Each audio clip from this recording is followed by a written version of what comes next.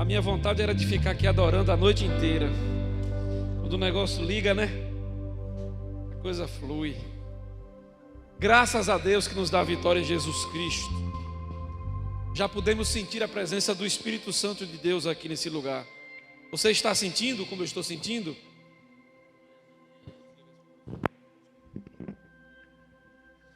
Ele está aqui nesse lugar.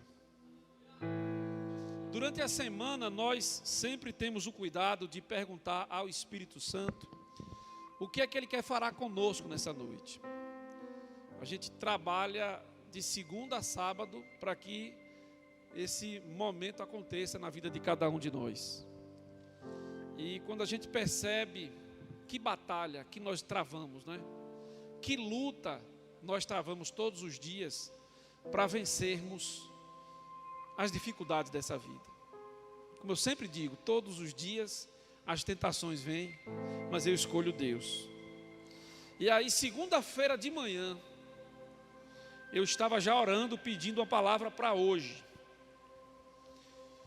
E eu pude conversar com alguém através do WhatsApp. E no perfil do WhatsApp, incrível, né, Tiago? Eu vi uma foto dessa pessoa. E o Espírito Santo me incomodou por causa daquela foto. E eu me perguntei assim: por que razão essa pessoa quer ser conhecida? Você coloca uma imagem sua em um perfil de uma rede social. Aí você se pergunta: o que é que eu quero com isso?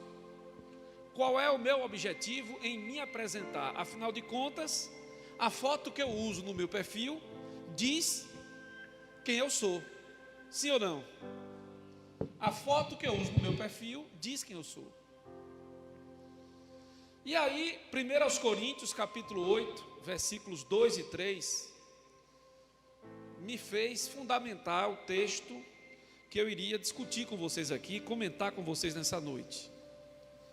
Paulo, falando à igreja de Corinto, ele escreveu assim: e se alguém cuida saber alguma coisa, ainda não sabe como convém saber. Paulo já começa dando uma indireta logo de cara. Se alguém acha que sabe alguma coisa, essa pessoa não sabe nada. E o versículo 3: mas se alguém ama a Deus, este é conhecido dele. E vem a pergunta: como eu quero ser conhecido? Como é que eu desejo ser conhecido? Existe um livro que é direcionado à educação infantil. É do professor Masaharu Taniguchi. É um professor de origem oriental. E o nome do livro é Educação da Vida. Masaharu Taniguchi, nesse livro, ele diz o seguinte: o ser humano possui 5 desejos fundamentais. Ele diz 5 desejos fundamentais. Segundo ele, ser reconhecido, ser amado, ser elogiado, ser livre e ser útil. Reconhecido, amado, elogiado, livre e útil. E segundo ele, quando esses desejos são satisfeitos, o homem encontraria a sua razão de viver. E ele afirma ainda: todos possuem no íntimo o desejo de serem reconhecidos, principalmente pelas pessoas que amam e respeitam. No íntimo, queremos ser reconhecidos pelos nossos professores, superiores e principalmente pelos nossos pais.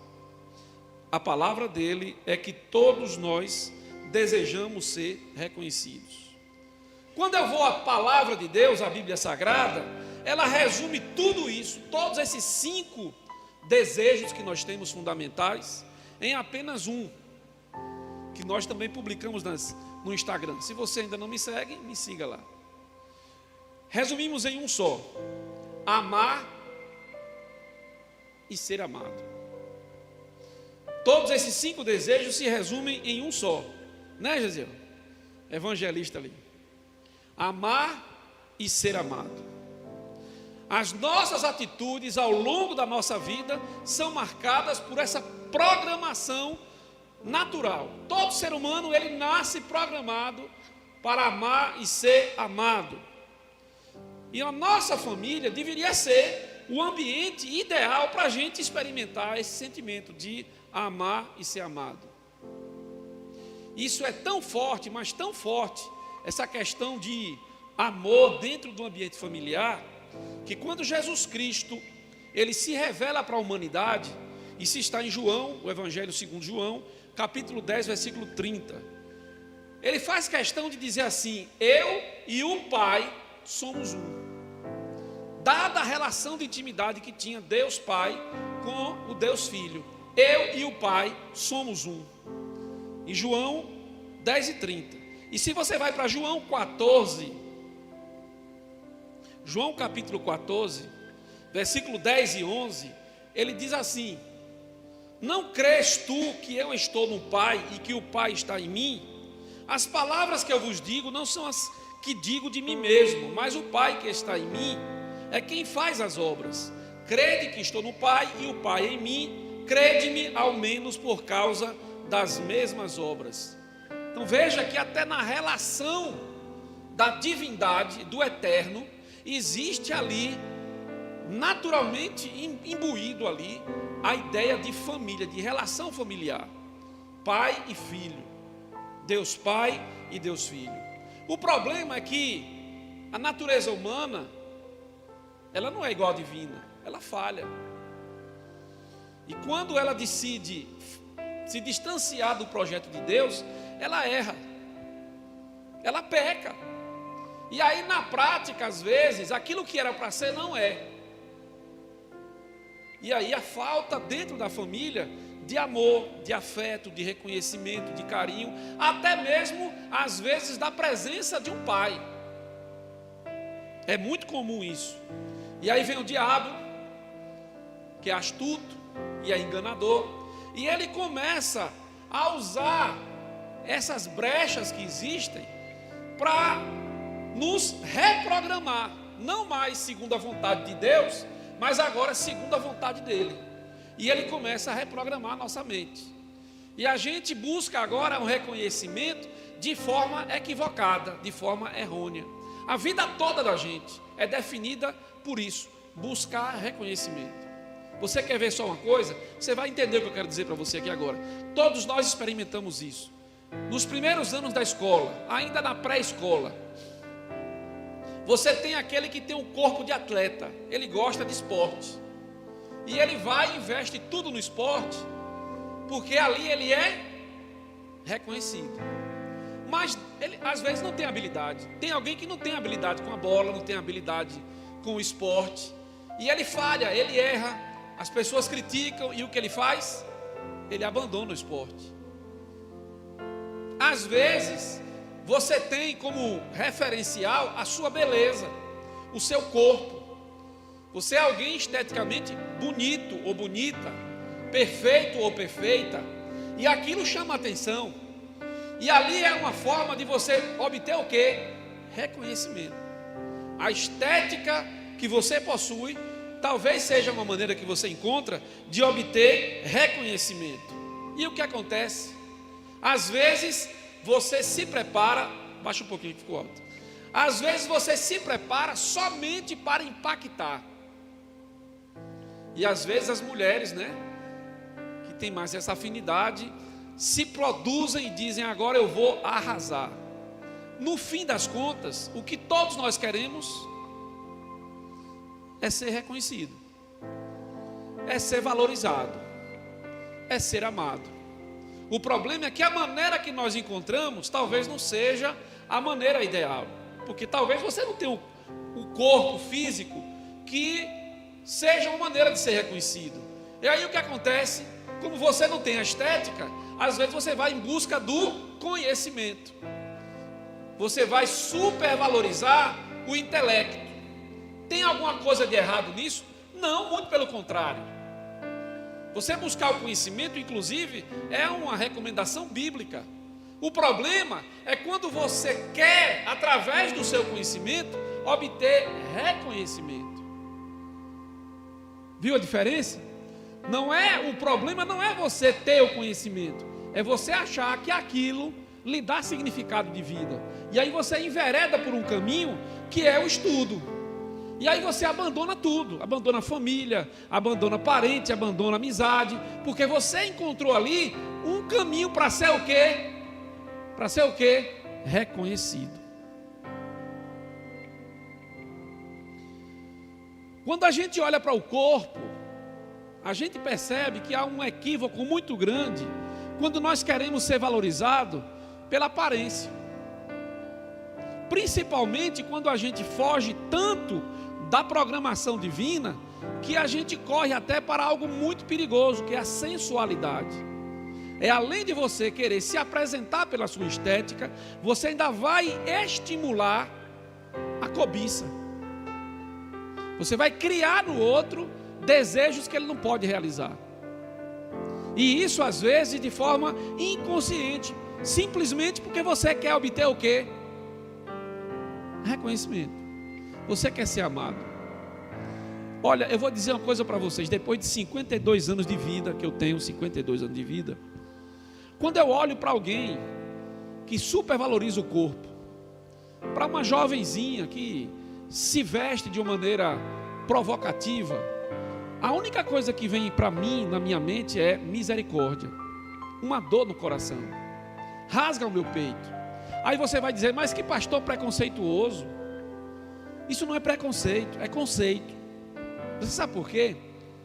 Porque às vezes você está valorizando uma área da sua vida que o resultado não vai ser o que você espera.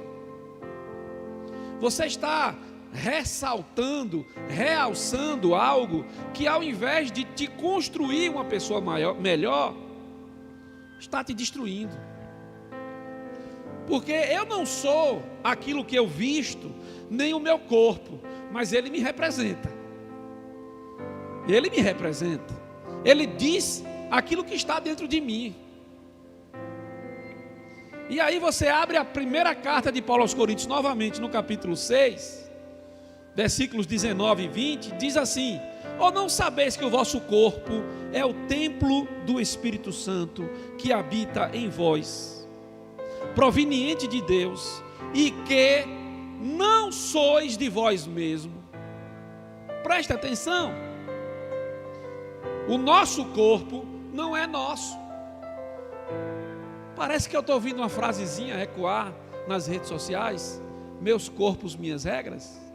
Meu corpo, minha regra. Meu corpo, minha regra. Meu corpo, minha regra. E aí a Bíblia diz: meu corpo não é meu, porque o meu corpo é morada do Espírito Santo de Deus. Eu sou templo de Deus aqui na terra. Então eu tenho que dar satisfação àquele que me possui, que é o meu dono, porque o meu corpo não me pertence. 20. Porque fostes comprados por um bom preço. Que preço foi esse pelo qual você foi comprado? O sangue de Jesus Cristo, vertido na cruz do Calvário. Ele te comprou por um alto preço. E no vosso espírito, os quais pertencem a Deus. O problema é que a gente vive numa cultura da sensualidade, numa cultura que hipervaloriza o corpo, em detrimento da essência. E viramos e vivemos e estamos em uma sociedade vazia, oca, desnutrida emocionalmente, porque é só uma casca. A Bíblia chama isso de sepulcro caiado. Eu estou querendo invernizar, lapidar. É só uma casca, é só estética, não tem essência, não tem conteúdo, está vazio ali dentro. Qual o fim disso? Aonde isso vai parar? E aí a gente fala sobre a intelectualidade. Eu acabei de dizer. Hoje de manhã eu dava uma palestra para lideranças ali em Tanquinho, de Feira de Santana, e eu dizia justamente sobre isso, sobre o perigo de um conhecimento que não é sujeito a Deus. todo conhecimento que eu adquiro, que eu não submeto a Deus, ele se transforma em algo altamente perigoso, destrutivo. Você quer ver só uma coisa? Só para você abrir a sua mente e entender. O pai do racionalismo de todos os tempos chama-se René Descartes. Você já deve ter ouvido falar sobre ele nas academias da vida. René Descartes. É dele uma frase célebre: penso, logo existo. Seria o fundamento da racionalidade anticristã. Só que o próprio René Descartes era um cristão, católico devoto, piedoso. E quando ele falou penso, logo existo, o projeto dele era aproximar o homem de Deus. Mas aquilo foi distorcido. Aquela informação foi deturpada e serviu hoje como um fundamento para o materialismo histórico, para se negar a existência de Deus. O conhecimento que não é sujeito a Deus é corrosivo, é destrutivo, é depressivo, é angustiante, não te leva a lugar nenhum, é dor da alma. Então veja que eu já disse para você, o teu corpo pertence a Deus. A tua mente você tem que sujeitar a Deus, porque ela pertence ao Senhor. Mas tem aqueles que confiam, que querem ser reconhecidos pela sua coragem, pela sua valentia, pela sua força. Talvez você não conheça ninguém assim, mas hoje, no Brasil, é uma cultura muito forte que tem matado muitos jovens, porque é através desse argumento de valorizar a coragem e a força que muitos vão para o mundo das drogas. Hoje, nas periferias do Brasil, jovens adolescentes são cooptados para a criminalidade, porque em casa eles não têm reconhecimento, não tem um pai presente, não tem uma mãe que sabe cuidar deles. Geralmente são pessoas ausentes, e eles vão para a rua, e na rua ele encontra um ambiente em que, se ele for forte, corajoso e valente, ele vai ser reconhecido. E logo com 8, 10 anos de idade, ele pega uma pistola e bota na cintura e diz: eu sou o cara, eu tenho coragem. E ali ele começa a ser usado pelo mundo das drogas, pelo tráfico pesado. E ali ele tem que matar, ele tem que espancar, ele tem que agredir, para provar para os outros que ele é o cara. E é isso que alimenta a criminalidade no Brasil. Eu estou falando de realidade estudada. São jovens que querem reconhecimento e não encontraram em nenhum lugar, a não ser no tráfico. Querem ser reconhecidos pela sua coragem e pela sua força. E aí vem o Salmo 20, versículo 7, e diz assim: uns confiam em carros e outros em cavalos, mas nós faremos menção do nome do Senhor nosso Deus. Amém? Enquanto tem aqueles que confiam em carros, em cavalos, que isso aí é uma metáfora de força, de poderio pessoal, individual. Enquanto tem pessoas que confiam em si mesmo, em sua potência, nós confiamos no nome do Senhor. Sabe por quê, irmãos? Porque eu não preciso ser reconhecido por ninguém. Eu não preciso ser reconhecido por ninguém. Eu sei que há uma carência, às vezes, de um reconhecimento paterno. Eu sei que pode ter havido uma carência de um reconhecimento dentro da minha casa, dentro do meu lar. Eu sei que às vezes eu tenho do meu lado pessoas que me valorizam pela minha beleza. Outros me valorizam pelo meu conhecimento, pela minha mente. Outros me valorizam pela minha coragem. Mas isso não está resolvendo o teu problema. Continua um vazio dentro de você. A angústia persiste. Porque por mais que você encontre reconhecimento no mundo, você não está realizado. Eu vou mais além. Eu vou acrescentar um outro item. Existem aqueles que, em busca de reconhecimento, querem a fama. Querem a fama. Em uma pesquisa recente em todo o mundo, aquilo que é mais desejado pelo ser humano não é dinheiro, é fama. E isso é a prova de que o ser humano é carente de ser reconhecido. Só que você encontra pessoas que têm milhões de seguidores, e são pessoas vazias, depressivas, que já tentaram se matar várias vezes, porque a sua alma se encontra dilacerada. Sabe por quê, irmãos? Porque a única maneira que nos importa, que nos interessa, que nos preenche, que completa e supre esse vazio de reconhecimento e de amor, ela é buscada e encontrada em nosso Senhor e Salvador Jesus Cristo. Ele é a mais pura expressão de amor. Eu vou dizer algo que você talvez não tenha parado para pensar. Isso veio agora aqui. Eu vou dizer algo que você nunca tenha parado para pensar. Jesus Cristo já te reconheceu. Na cruz, Ele te valorizou. Ele te valorizou tanto na cruz, que Ele morreu por você. Ele não vacilou. Ele se entregou na cruz, porque Ele te reconheceu. Então importa para você o reconhecimento de Jesus. Sabe algo que deve motivar você a continuar vivendo? É você ser amado por Deus. Você pode sair daqui pensando de uma maneira diferente. Eu posso sair daqui pensando o mundo de uma outra perspectiva.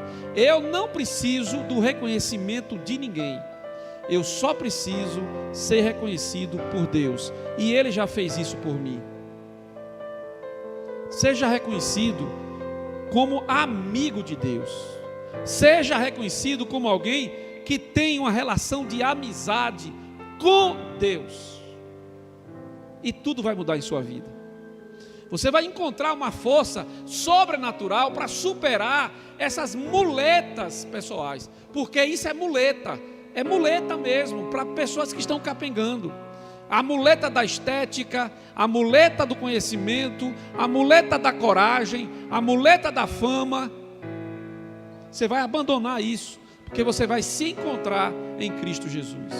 Isso é tão impactante que na Bíblia inteira você pode procurar de Gênesis a Apocalipse, só teve um homem que foi chamado de amigo de Deus.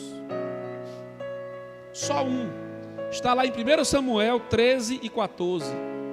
Só um. Foi Davi. O rei Davi. Ele foi chamado o homem segundo o coração de Deus. E esse homem me encanta, porque ele tinha uma intimidade com Deus que é difícil de você encontrar. Davi era um homem íntimo de Deus. É tão impactante essa relação de Davi com Deus, que no Novo Testamento, depois de Jesus, o primeiro nome que aparece é o nome de Davi. Mateus 1:1. É o nome de Davi. E o último nome a aparecer no Novo Testamento, antes do nome de Jesus, é Davi. Quando Jesus se encontrou com o cego Bartimeu, isso está em Marcos, no Evangelho de Marcos 10 e 47, Bartimeu se dirigiu para Jesus e disse assim: Jesus, filho de Davi. É um título messiânico atribuído a Jesus Cristo. Jesus foi tido como o filho de Davi. Dá para você entender a importância de você ser contado, de você ser chamado como amigo de Deus.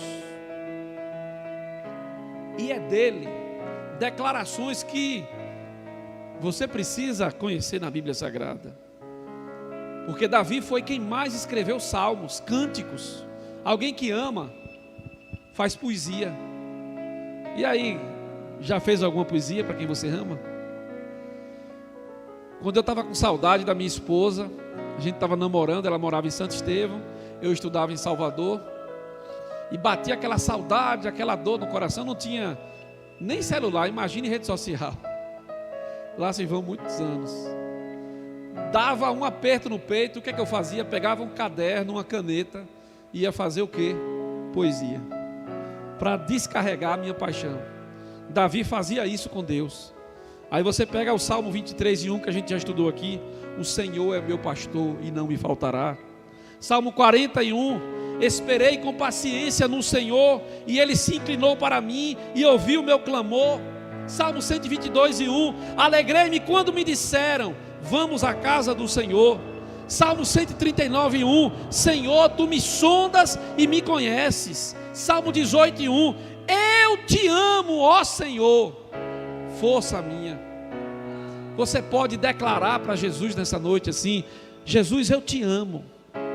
Jesus, eu sou apaixonado por Ti. Aí você agora vai entender o impacto de uma frase de um crente na rua que te para e te diz assim: Jesus te ama. Parece nada, né? Mas isso move o coração de Deus.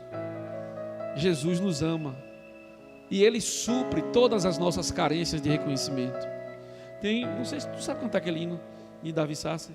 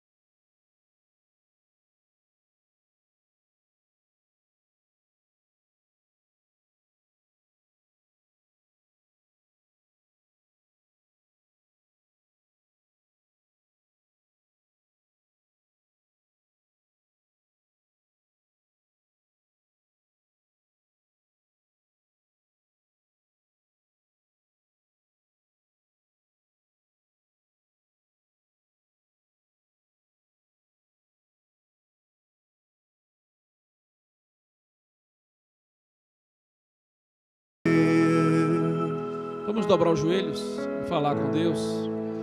É a hora de você falar com o seu amado. É a hora de você se derramar nos braços dele. É a oportunidade que você tem de se declarar para ele, como Davi fazia. Comece adorando a ele nessa noite. Comece adorando a ele. Senhor, eu te adoro, Pai. Tu és o meu Rei, o Mestre amado.